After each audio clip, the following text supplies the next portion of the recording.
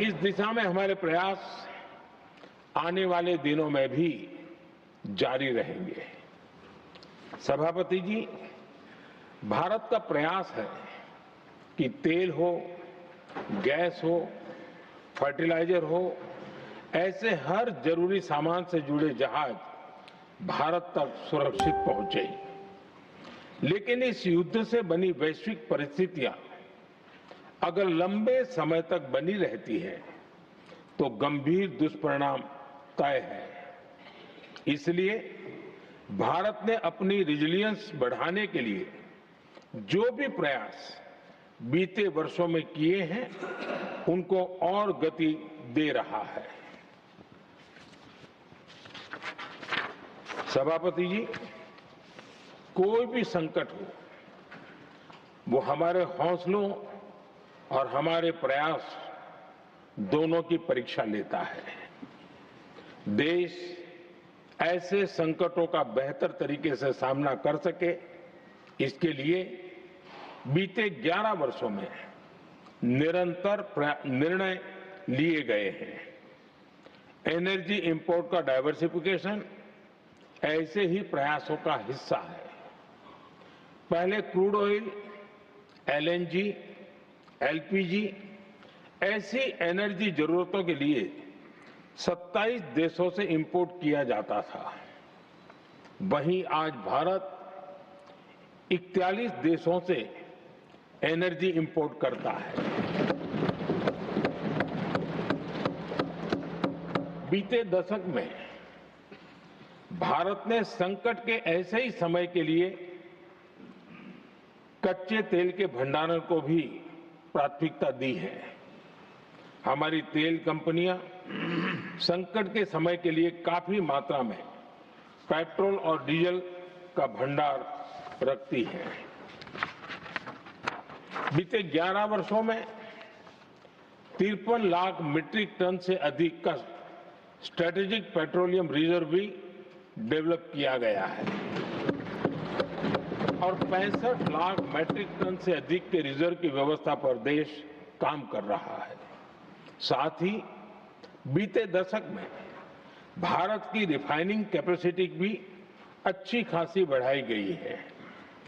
मैं आपके माध्यम से सदन को और देश को ये आश्वासन देना चाहता हूं कि भारत के पास क्रूड ऑयल के पर्याप्त स्टोरेज के और निरंतर सप्लाई की व्यवस्थाएं हैं। सभापति जी, हमारी सरकार की कोशिश है कि ईंधन के किसी एक ही स्रोत पर ज्यादा निर्भरता न रहे। सरकार घरेलू गैस सप्लाई में एलपीजी के अलावा पीएनजी पर भी बल दे रही है। बीते दशक में देश में पीएनजी कनेक्शन पर अभूतपूर्व काम हुआ है। बीते दिनों में इस काम को और तेज किया गया है। साथ ही एलपीजी के घरेलू उत्पादन को भी बड़े पैमाने पर बढ़ाने का प्रयास किया जा रहा है। सभापति जी, बीते वर्षों में सरकार का निरंतर प्रयास रहा है कि हर सेक्टर में दूसरे देशों पर निर्भरता कम से कम हो। हम ज्यादा से ज्यादा आत्मनिर्भर हो, यही एकमात्र विकल्प है। जैसे भारत का 90% से अधिक ट्रेड विदेशी जहाजों पर होता है। ये स्थिति किसी भी वैश्विक संकट में भारत की स्थिति को और भी गंभीर बना देती है। इसलिए सरकार ने मेड इन इंडिया जहाज बनाने के लिए करीब 70,000 करोड़ रुपए का अभियान शुरू किया। भारत आज ship building, ship breaking, maintenance and overhauling ऐसी हर सुविधा के निर्माण पर तेज गति से काम कर रहा है। भारत अपने डिफेंस सेक्टर को भी अधिक रेजिलिएंट बना रहा है। बीते दशक में किए गए प्रयासों से भारत आज अपनी जरूरत के अधिकांश हथियार भारत में ही बना रहा है। एक समय था जब भारत अपने जीवन रक्षक दवाओं के कच्चे माल यानी एपीआई के लिए भी दूसरे देशों पर बहुत अधिक निर्भर था। बीते वर्षों में देश ने भारत में ही एपीआई इकोसिस्टम बनाने के लिए अनेक प्रयास किए हैं। इसी प्रकार रेयर अर्थ मिनरल्स में विदेशी निर्भरता को कम करने के लिए भी बड़े कदम उठाए जा रहे हैं।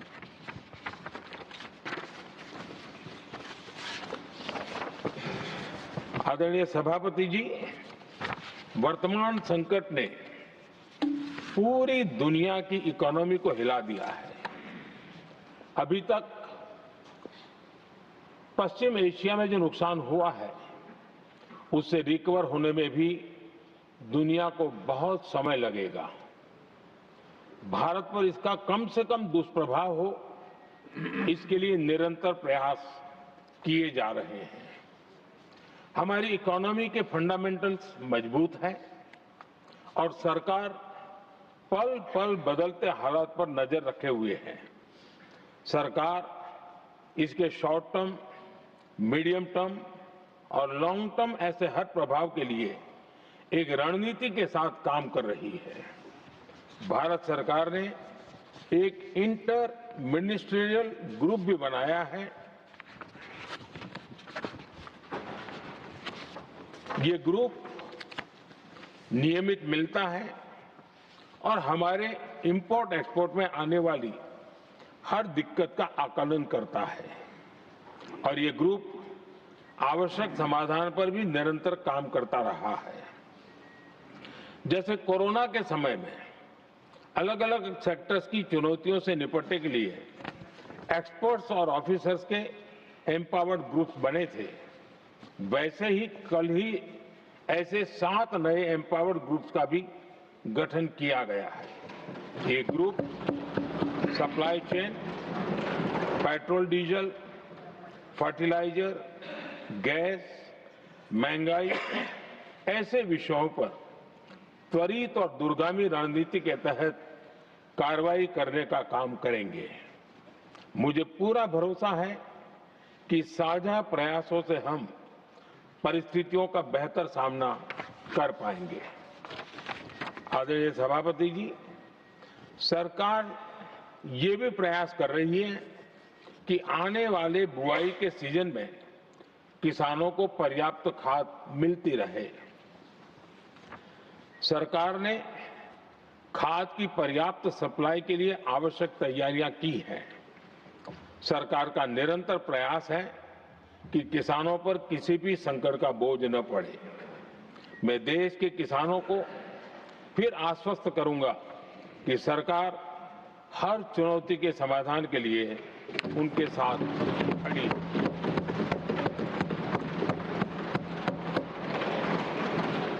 आदरणीय सभापति जी, ये राज्यों का सदन है। आने वाले समय में ये संकट हमारे देश की बड़ी परीक्षा लेने वाला है और इस परीक्षा में सफलता के लिए राज्यों का सहयोग बहुत आवश्यक है। इसलिए इस सदन के माध्यम से मैं देश के सभी राज्यों की सरकारों से भी कुछ आग्रह करना चाहता हूं। संकट के समय गरीबों पर, श्रमिकों पर, प्रवासी साथियों पर बहुत बुरा असर पड़ता है। इसलिए पीएम गरीब कल्याण अन्न योजना का लाभ समय पर मिलता रहे, ये सुनिश्चित करना होगा। जहां प्रवासी श्रमिक साथी काम करते हैं, उनकी परेशानियों को दूर करने के लिए प्रोएक्टिव कदम उठाए जाएं। ऐसी स्थितियों पर नजर रखने के लिए राज्य सरकारें विशेष व्यवस्थाएं करें तो इससे काफी सुविधा होगी। राज्य सरकारों को एक और चुनौती पर भी बहुत अधिक ध्यान देना होगा।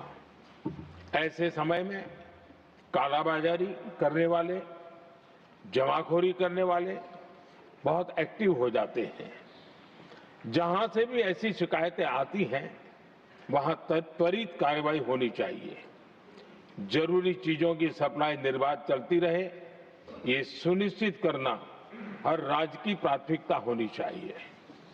आदरणीय सभापति जी, मैं सभी राज्य सरकारों से एक अनुरोध और करना चाहता हूं। संकट चाहे कितना भी बड़ा हो, भारत की तेज ग्रोथ बनाए रखना हम सभी का दायित्व है।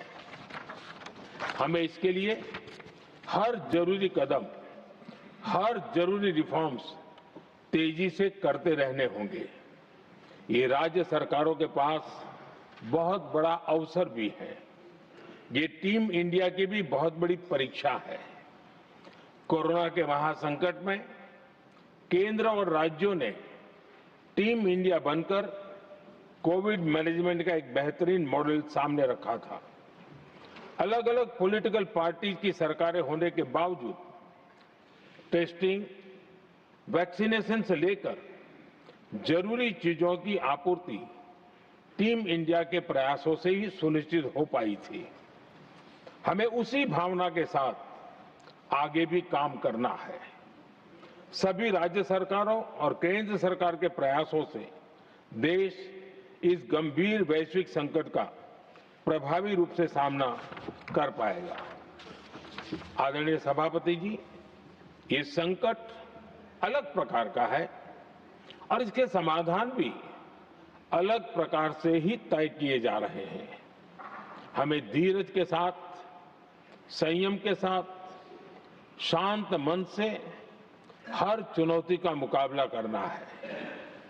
आदरणीय सभापति जी, जैसा कि हम देख रहे हैं कि इस युद्ध को लेकर पल पल में हालात बदल रहे हैं, इसलिए मैं देशवासियों से भी कहूंगा कि हमें हर चुनौती के लिए तैयार रहना ही होगा।